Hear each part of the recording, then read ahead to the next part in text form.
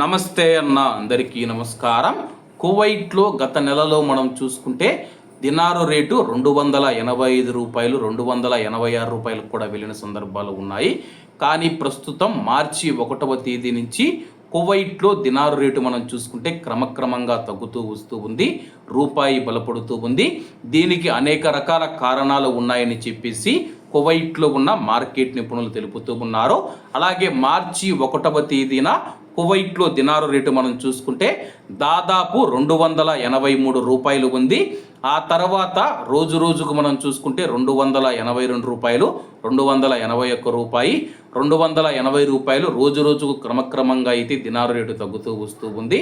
అలాగే కువైట్లో మనం చూసుకుంటే పవిత్ర రంజాన్ మాసం జరుగుతూ ఉండడంతో కువైట్ దేశం ఇతర దేశాల నుంచి ఎక్కువగా వస్తువులు కానీ ఆహార పదార్థాలు కానీ అన్ని వస్తువులు దిగుమతి చేసుకుంటూ ఉండడంతో అయితే రంజాన్ మాసంలో ఈ యొక్క దినారు రేటు తగ్గిందని చెప్పేసి మార్కెట్ నిపుణులు అయితే తెలుపుతూ ఉన్నారు.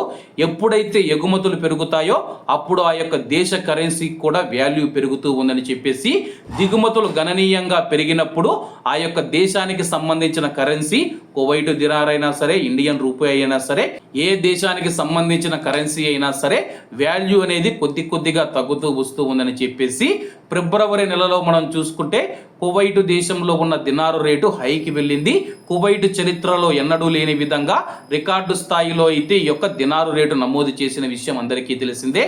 కానీ ప్రస్తుతం పవిత్ర రంజాన్ మాసం కారణంగా మనం చూసుకుంటే కువైట్ దేశం విదేశాల నుంచి అనేక వస్తువులను దిగుమతి చేసుకోవడం వల్ల దినారు రేటు పైన ఈ యొక్క ప్రభావం చూపిందని చెప్పేసి మార్కెట్ నిపుణులు అయితే తెలుపుతూ ఉన్నారు. అలాగే కువైట్ దినారు రేటు మనం చూసుకుంటే భారీగా తగ్గింది. 1వ తేదీ 283 రూపాయలు ఉన్న దినారు రేటు ప్రస్తుతానికి ఈ రోజు వరకు మనం చూసుకుంటే 277 రూపాయలు, 276 రూపాయలు అయితే కొన్ని మనీ ఎక్స్చేంజ్ కంపెనీలలో ఇస్తూ ఉన్నారు. దాదాపు 6 నుంచి 8 రూపాయలు అయితే తగ్గడం జరిగింది. రాబోయే రోజుల్లో దినారు మళ్ళీ తిరిగి పుంజుకుంటుందని చెప్పేసి మార్కెట్ నిపుణులు తెలుపుతూ ఉన్నారు. మరి మీరు ఇండియాకు డబ్బు పంపిస్తూ ఉంటే ప్రస్తుతం దినారు రేటు ఎంత ఉందని చెప్పేసి కామెంట్ రూపంలో తెలియజేయాలని కోరుకుంటూ అందరూ బాగుండాలి, ఎందులో మనం ఉండాలి. అందరికీ నమస్తే అన్న, జై హింద్.